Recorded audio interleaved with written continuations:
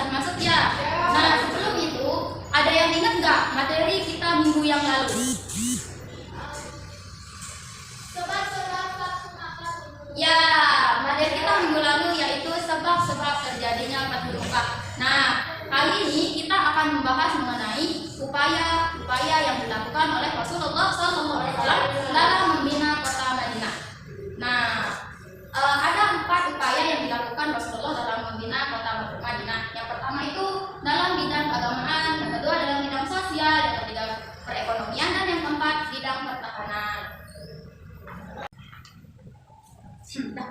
Nah, manfaat kita mempelajari materi kita hari ini yaitu supaya kita mengetahui apa saja sih upaya yang dilakukan oleh Rasulullah untuk membina kota Madinah dari segi keagamaan, ekonomi, perekonomian maupun pertahanannya. Nah, sebelum itu, Ibu memiliki sebuah gambar di sini. Ayo silahkan diperhatikan gambarnya, anakku. Iya, betul. Nah, sudah diamati? Nah, coba kalian bayangkan ketika kalian hidup pada zaman Rasulullah dan mengenai gambar-gambar ini gitu, coba. Ada yang bisa menyebutkan bagaimana hasil bayangannya? Ayo silakan mungkin. Ya, untuk lebih mempermudah materi kita hari ini, Ibu akan membagi kalian menjadi 4 kelompok. Nah, yang ini kelompok pertama, kelompok kedua, kelompok ketiga, dan ini kelompok 4. Nah, di sini kan udah Ibu bagi kelompok nih. Kalian menganalisis gambar-gambar yang telah Ibu tempel di sini. Kelompok 1 mengenai keagamaan, yang kelompok 2 mengenai sosial, dan yang kelompok 3 mengenai perekonomian, dan kelompok 4 tentang pertahanan. Oke, mengerti semua?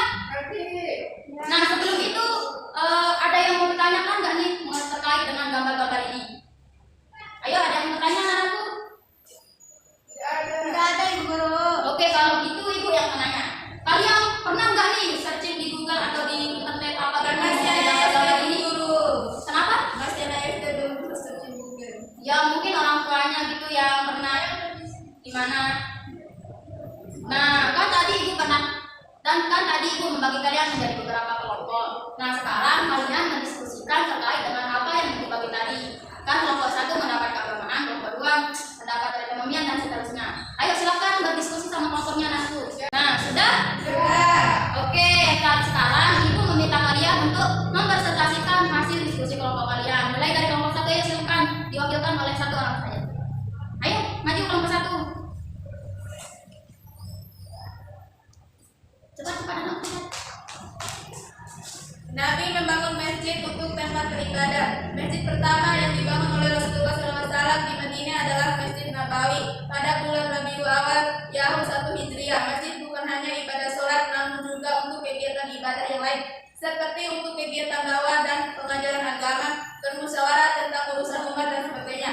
Masjid yang dibangun Nabi SAW pertama di Madinah adalah Masjid Nabawi. Ya, kembali untuk kelompok 1.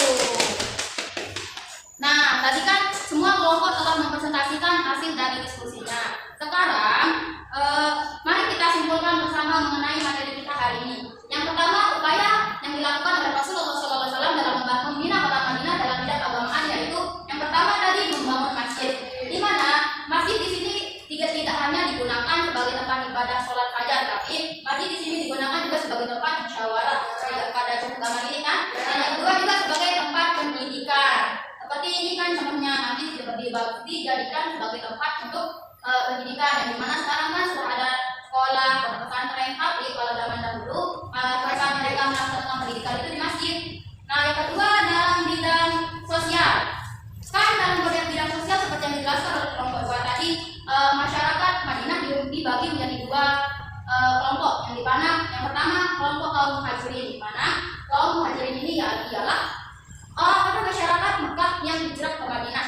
Sedangkan kaum Ansor ini adalah masyarakat Madinah yang menerima dakwah Nabi Sallallahu Alaihi Wasallam. Dalam membina bidang sosial ini,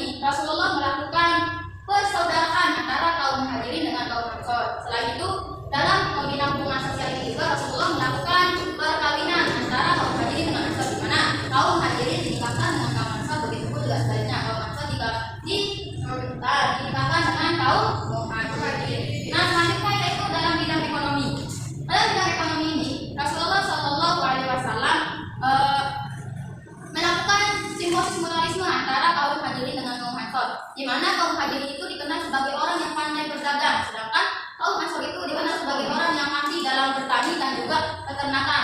Sehingga mereka melakukan simbosis mutualisme, di mana kaum Muhajirin mengajarkan kaum Ansor bagaimana cara berdagang yang baik, begitu juga dengan kaum Ansor mengajarkan bagaimana cara beternak atau bertani yang baik kepada kaum Muhajirin. Nah, selanjutnya yaitu dalam bidang pertahanan, Rasulullah SAW membentuk pasukan untuk mempertahankan kota Madinah dari serangan-serangan kaum kafir Quraisy. Dan juga Rasulullah mengadakan perjanjian dengan kaum Yahudi dan juga para masyarakat Madinah, di mana dalam bukan perjanjian tapi menetapkan undang-undang yang disebut juga dengan jaga Madinah. Nah, seperti itu.